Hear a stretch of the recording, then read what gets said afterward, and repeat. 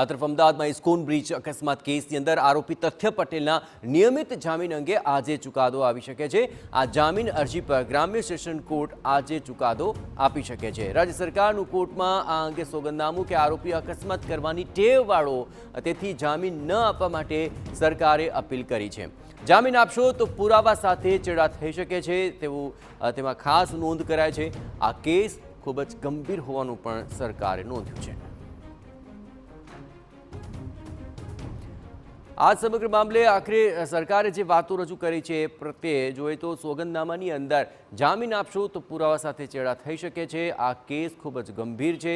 એટલું જ નહીં, આ સમગ્ર મામલે સોગંદનામાની અંદર જે રજૂઆત થઈ છે તેને લઈને હવે ચુકાદો શું આવે છે તે જાણવું ખૂબ રસપ્રદ બની રહેશે।